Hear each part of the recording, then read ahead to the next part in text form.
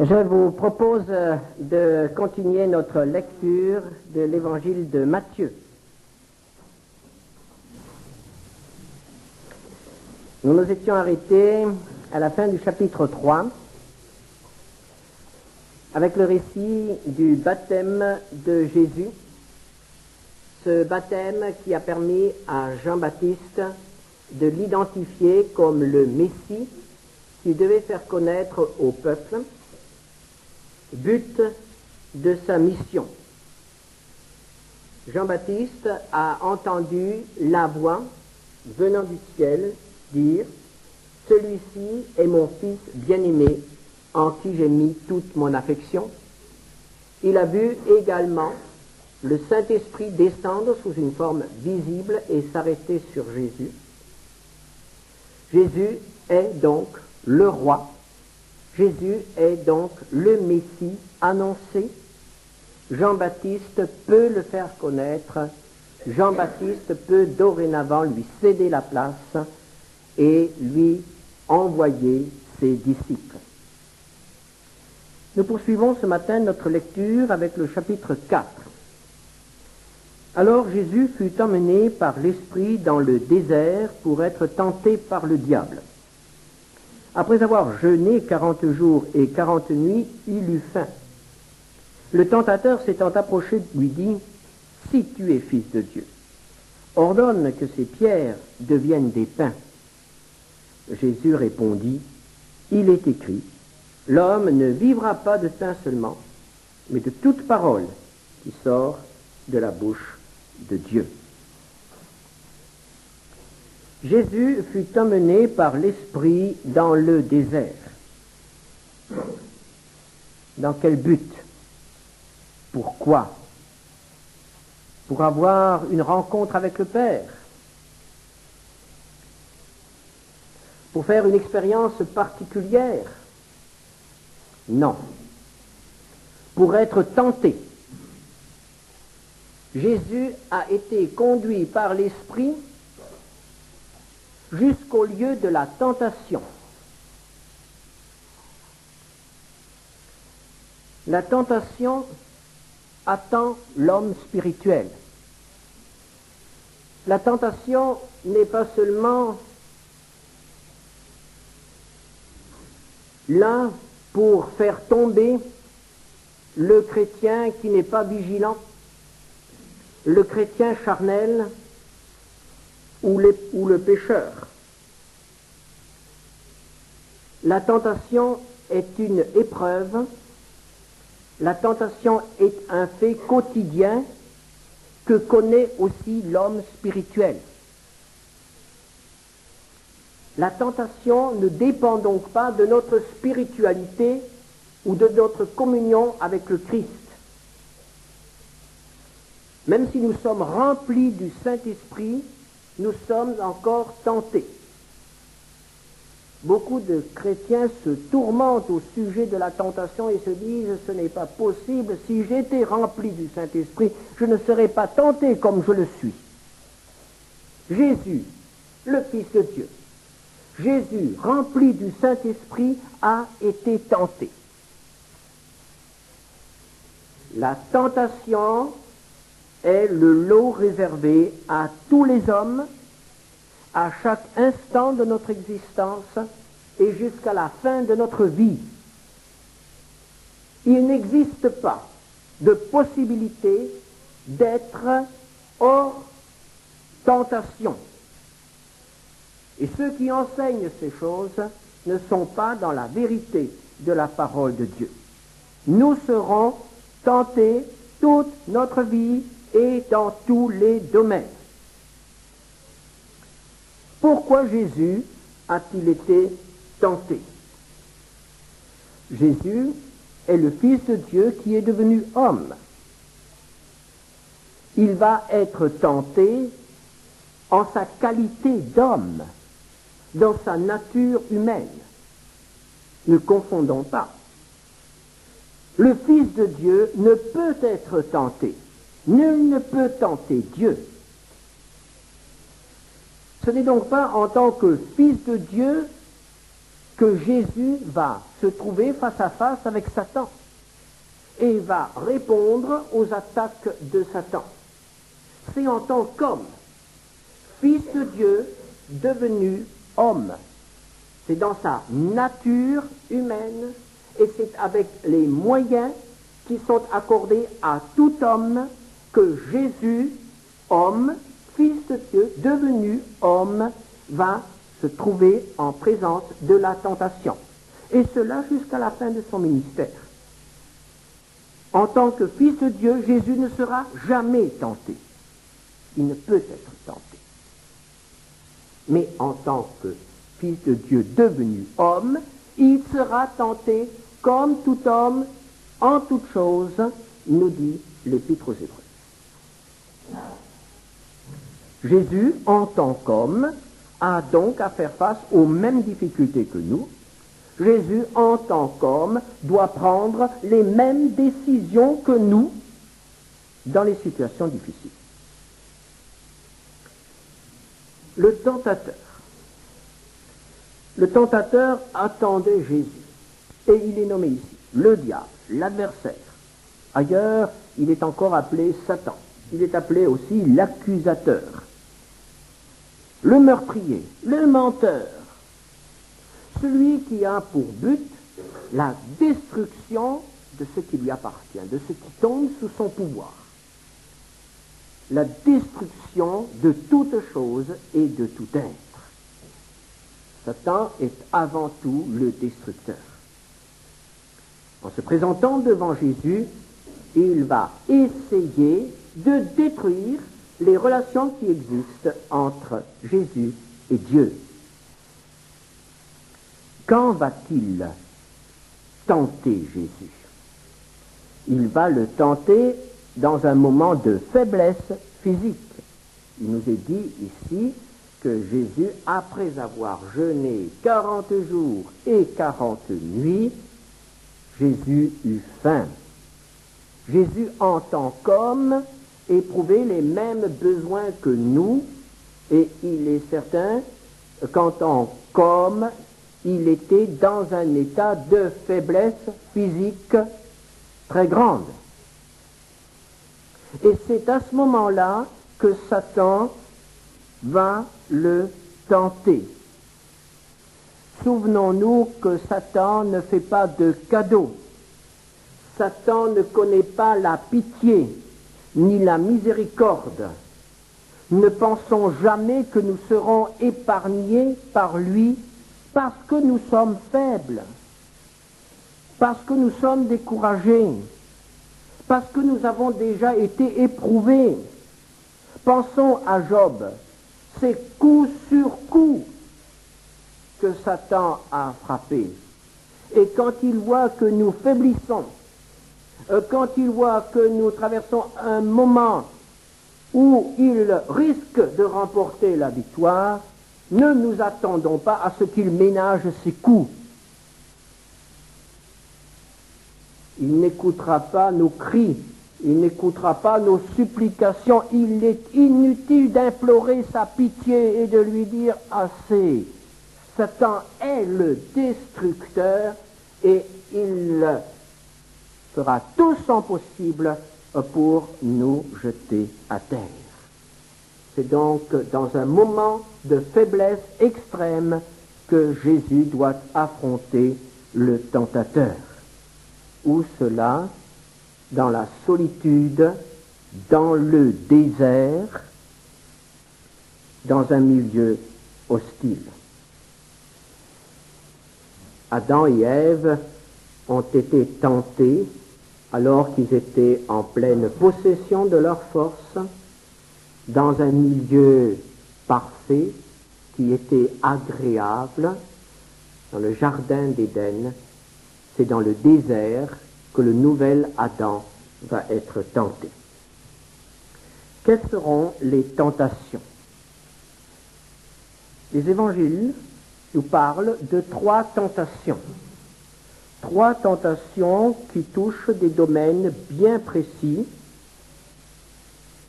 Tout d'abord, la tentation de transformer les pierres en pain. le diable, le tentateur, lui dit, « Si tu es fils de Dieu, ordonne que ces pierres deviennent des pains. » Jésus avait faim. Il avait faim physiquement. Il s'agit là d'un besoin que le Créateur a voulu pour l'homme. L'homme doit se nourrir, l'homme doit manger pour vivre. Jésus n'avait pas mangé. Jésus avait faim. Il avait vraiment besoin de pain ou d'une autre nourriture. Il s'agit d'un besoin légitime, raisonnable, vital. Si Jésus continue à jeûner, c'est la mort. Il faut donc du pain. Il doit manger. Satan lui propose une solution. Tu es dans le désert, tu n'as rien, eh bien prends ce qui est là et fais du pain. Si tu es fils, comme l'a dit cette voix que tu as entendue auprès du Jourdain. Si tu es fils, si vraiment toi, Jésus de Nazareth, tu ne te trompes pas dans ta vocation, si vraiment tu es l'envoyé de Dieu, mais alors, fais quelque chose. Pourquoi le Père te laisse-t-il manquer du nécessaire si tu es fils? Pourquoi le Père te refuse-t-il le pain dont tu as besoin si tu es son fils bien-aimé? Comment le Père qui t'aime peut-il te laisser souffrir de la faim, alors que les pécheurs mangent à leur faim, alors que la parole de Dieu dit que Dieu donne à manger aux bons et aux méchants, aux oiseaux du ciel, il les nourrit, il nourrit même les bêtes sauvages. Toi, tu es fils, fais quelque chose. Pourquoi manques-tu de pain? Pourquoi t'attends-tu à Dieu, puisqu'il t'a donné les pouvoirs de faire du pain, puisque cela est dans tes capacités, dans tes moyens? Aide-toi, le ciel t'aidera. Fais quelque chose, mets fin à cette épreuve, mets fin à cette souffrance. Tu pourras mieux prier quand tu auras mangé. Tu pourras mieux le servir quand tu auras des forces. Pourquoi ne pas mettre toi-même fin à l'épreuve? Ah, nous reconnaissons là la voix du tentateur. Nous reconnaissons là celui qui nous dit « Mais tu as le moyen de mettre fin à ta souffrance. Fais quelque chose. » Nous reconnaissons là la voix de celui qui nous dit « Mais si Dieu t'aime vraiment, pourquoi ces épreuves? Pourquoi te laisse-t-il manquer du nécessaire? Si tu es son enfant, si tu es son bien-aimé, pourquoi n'intervient-il pas? Peut-être tout simplement parce qu'il attend que toi tu fasses quelque chose. Alors, fais ce que tu peux faire. Aide-toi, le ciel t'aidera. » La réponse de Jésus, il est écrit, « L'homme ne vivra pas de pain seulement, mais de toute parole qui sort de la bouche de Dieu. » Pour Jésus, il ne s'agissait pas seulement de manger. Cette tentation avait une portée bien plus grande. C'était la tentation du miracle économique. Transforme ces pierres en pain. et dis-le au peuple que tu as le pouvoir de transformer les pierres en pain. Réponds à l'attente du peuple. Le peuple veut du pain. Et alors ta tâche sera facilitée. Souvenons-nous, il y a eu des moments dans la vie de Jésus où le peuple était prêt à l'accueillir, à l'acclamer comme roi. Quand est-ce que cela s'est produit? Cela s'est produit après la multiplication des pains. Quand ils ont eu à manger, ils ont dit, eh bien, puisqu'il nous donne à manger, il sera notre chef. Les peuples sont toujours prêts à suivre ceux qui sont capables de résoudre les problèmes économiques. Les peuples acclament ceux qui donnent le pain, ceux qui donnent la prospérité, ceux qui font progresser le niveau de vie. On est prêt à les acclamer. On est prêt à dire, voici de bons gestionnaires, voici de bons chefs, de bons rois. Réponds aux besoins du peuple. Il y avait à l'époque de Jésus, dans le peuple de Dieu, certainement des hommes et des femmes qui avaient faim. Il y avait dans l'humanité certainement des hommes et des femmes qui avaient faim. Alors, voilà une belle vocation.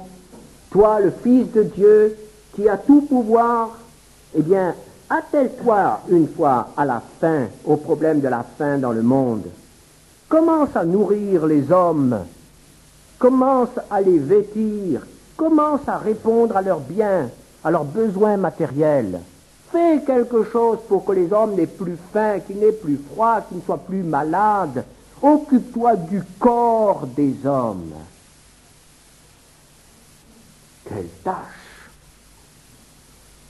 Jésus répond, l'homme ne vivra pas de pain seulement, mais de toute parole qui sort de la bouche de Dieu. Jésus rappelle quelle est la vraie priorité. Oui, notre vie physique, nos besoins physiques ont leur importance. Mais notre vie spirituelle est bien plus importante encore. Jésus a dit, que servirait-il à un homme de gagner le monde entier, c'est-à-dire de posséder toutes choses, s'il ne possède pas la vie, s'il perd son âme? Jésus rappelle que la vie éternelle est plus importante que la vie terrestre. La priorité revient à la parole de Dieu. Et Jésus rappelle ici que la priorité dans son ministère ne sera pas de nourrir les affamés, de vêtir ceux qui sont nus, de guérir ceux qui sont malades, mais la priorité sera de faire connaître la parole du Père. La priorité est donnée au ministère de la parole, parce que c'est par la parole que vient la vraie vie. Nous sommes placés aujourd'hui en tant qu'Église, en tant que peuple de Dieu, devant les mêmes choix. Oh, combien de voix se font entendre dans le monde! Faites quelque chose pour ceux qui ont faim, faites quelque chose pour ceux qui sont nus, faites quelque chose pour ceux qui sont malades. Répondez aux besoins matériels. Et il faut entendre ces appels. Il faut répondre. Jésus a répondu, Jésus a nourri, Jésus a guéri. Et n'oublions pas une chose. La priorité, c'est la parole. Je suis persuadé qu'aucun problème matériel dans le monde ne peut être résolu sans un changement profond de notre mentalité, de la mentalité de l'homme, et ce changement ne peut avoir lieu que par l'Évangile. Sinon, tout le reste est inutile. Et lorsque nous voulons faire quelque chose pour les pays en détresse, veillons à ce que l'aide matérielle soit toujours précédée, accompagnée, suivie de la prédication de la parole de Dieu. Sinon, ce que nous faisons, ce que nous ferons, n'aura pas grande signification et surtout ne sera pas une aide effective. Jésus a rappelé que ce qui compte, c'est ce qui vient de la bouche de Dieu. La deuxième tentation, le diable le transporta dans la ville sainte, le plaça sur le haut du temple et lui dit, « Si tu es fils de Dieu, jette-toi en bas, car il est écrit, il donnera des ordres à ses anges à ton sujet, et ils te porteront sur les mains, de peur que ton pied ne heurte contre une pierre. » Jésus lui dit, « Il est aussi écrit, tu ne tenteras point le Seigneur ton Dieu. » Ici, nous avons une autre tentation. Il s'agit de la tentation de créer l'événement, l'action d'éclat. Il s'agit pour Jésus d'attirer l'attention du peuple en faisant un geste, une action miraculeuse, sauter du sommet du mur du temple sans se tuer. Aux yeux de tous les juifs pieux, ce sera vraiment l'événement qui pourrait donner le départ à son activité dans le pays. Voici un homme qui a le pouvoir de faire des choses exceptionnelles. Cet événement, cette action d'éclat, ferait gagner beaucoup de temps à Jésus. Il serait célèbre en un instant. Le miracle, le signe qui permet d'identifier celui qui est envoyé par Dieu. Jésus repousse cette solution et il répond, il est aussi écrit. En effet, Satan a employé un texte de la Bible. Dans cette seconde tentation, Satan cite un verset des psaumes, du psaume 91. Il est écrit, il donnera des ordres à ses anges à ton sujet, et ils te porteront sur les mains, de peur que ton pied ne heurte contre une pierre. Voici donc Satan qui utilise la parole de Dieu. Satan connaît la Bible. Satan n'hésite pas à citer la Bible. Dans le jardin d'Éden, Satan a bien employé la parole de Dieu pour tenter Ève. Dieu a-t-il réellement dit « Tu ne mangeras point » ? Il cite la Bible, il cite, disons, la parole de Dieu, il répète ce que Dieu a dit, mais que fait-il ? Il met un point d'interrogation derrière. Il met en doute ce que Dieu a dit. Et dans ce cas, c'est la même chose. Dieu a dit qu'il enverrait ses anges pour éviter la chute de ses bien-aimés. Le tentateur lui dit, mais essaye donc, puisque tu es fils. S'il le fait pour les autres, pourquoi ne le ferait-il pas pour toi ? Dieu ne va pas permettre que tu te fracasses là, devant le temple, puisque tu es venu pour être son envoyé, son représentant sur la terre.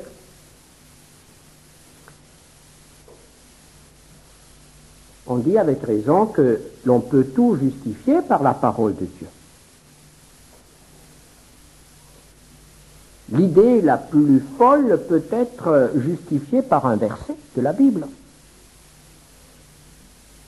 Et il y a des gens qui utilisent tel ou tel verset de la Bible pour justifier n'importe quelle aberration, n'importe quel péché aussi.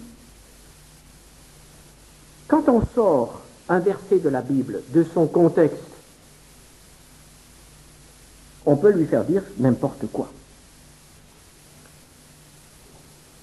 C'est pourquoi il est extrêmement dangereux de se contenter de lire la Bible verset par verset. Un verset par-ci, un verset par-là, de temps à autre. Il faut lire toute la Bible. Et il faut que notre compréhension d'un verset soit conforme à l'enseignement de toute la Bible. Si nous trouvons quelque part dans la Bible un texte qui contredit ce que nous pensons comprendre en lisant un verset, nous avons là un avertissement, nous devons vérifier. C'est ainsi que naissent les sectes, que naissent les hérésies. Il faut que toute la Bible soit d'accord avec la compréhension du texte. Alors Jésus répond à cette tentation, il est aussi écrit. Jésus répond de nouveau par un texte biblique. Tu ne tenteras point le Seigneur ton Dieu. Que signifie cette réponse de Jésus? Qu'est-ce que tenter Dieu? Nous savons que nous ne pouvons pas tenter Dieu au mal. Nous devons comprendre cette réponse du Seigneur par « tu ne forceras pas la main de Dieu ». Tu ne mettras pas Dieu dans l'obligation de faire quelque chose, de faire un miracle pour prouver son existence ou son intervention. Vous savez, parfois, nous avons affaire à des enfants ou des jeunes qui, dans leur zèle pour le Seigneur, se lancent un peu à l'aveuglette dans le témoignage. Et dans le feu de la conversation, dans le feu de la discussion, lorsque les camarades leur disent « mais prouve que Dieu existe », par exemple, fais un miracle, certains sont parfois tentés de dire « eh bien oui, je vais demander à Dieu de faire ceci et cela ». Et ils sont tombés dans le piège. La plupart du temps, ça ne marche pas. Et tout se retourne contre eux. Pourquoi? Nous ne devons pas forcer la main de Dieu. Nous ne devons pas mettre Dieu dans l'obligation de faire quelque chose pour prouver son existence, ou pour prouver sa puissance, ou pour prouver son amour. C'est la parole de Dieu qui doit convaincre les hommes, et pas les signes.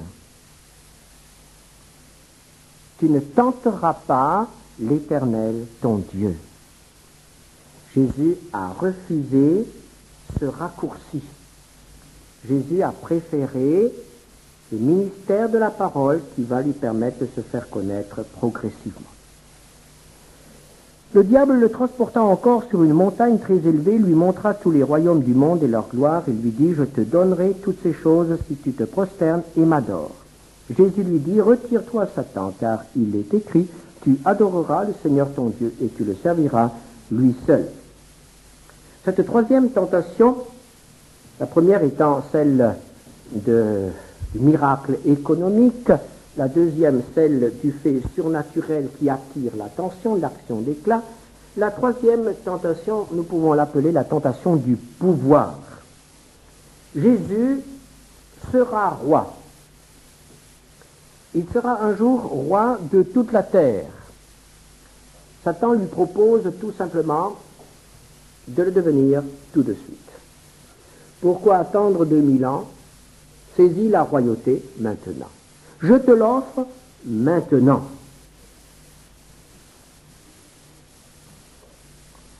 Tous les royaumes du monde et leur gloire m'appartiennent, dit Satan, et je te les donnerai. Je te les donne maintenant.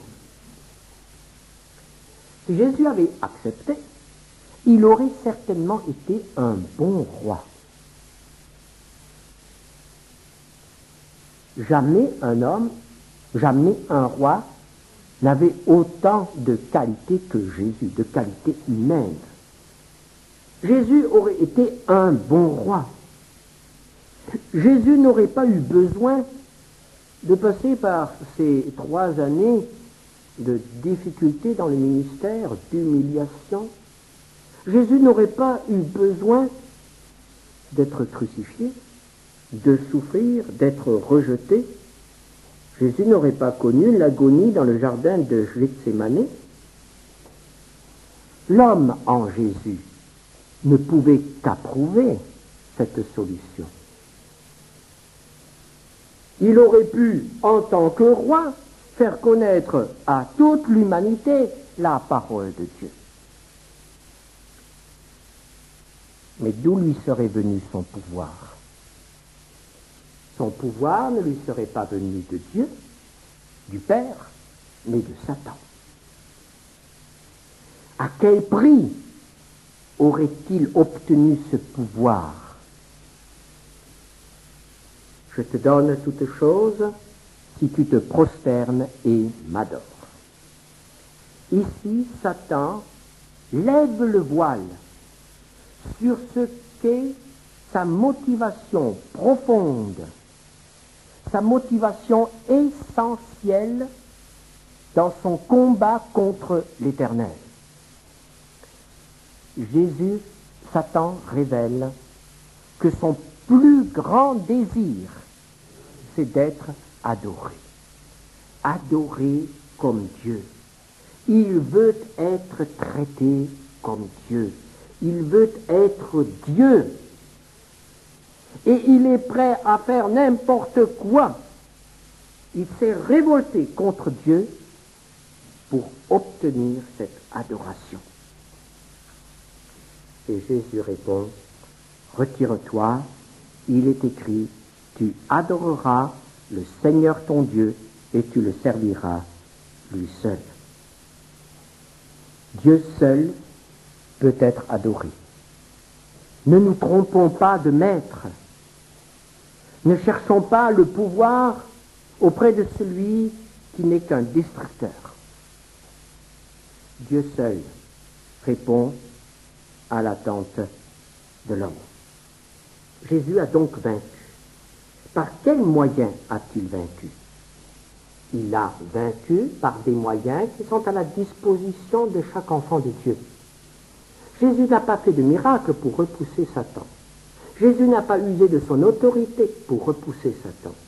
Jésus a utilisé la parole de Dieu. Cette parole de Dieu qui est entre nos mains. Cette parole de Dieu qui est dans notre cœur si nous la connaissons. Elle est le seul moyen de repousser la tentation lorsqu'elle est utilisée dans la confiance. Satan a toujours voulu saper la confiance de Jésus en son Dieu.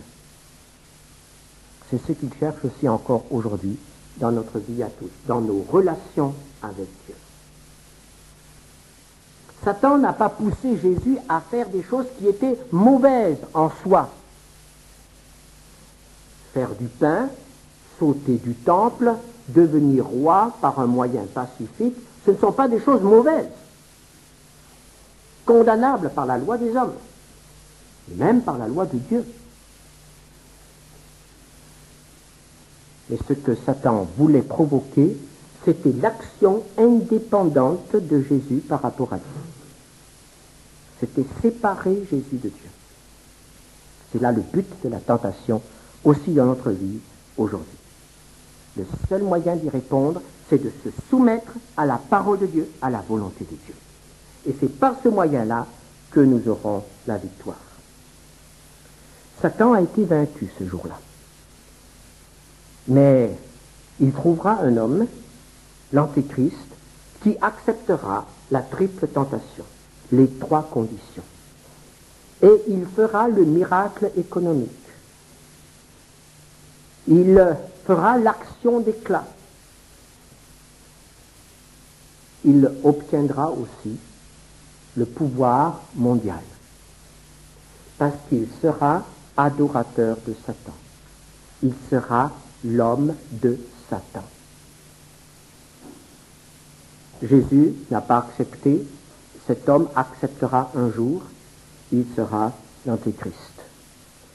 Nous connaissons le Christ, nous connaissons celui qui a vaincu, et si nous nous attachons à lui, nous aurons part à sa victoire.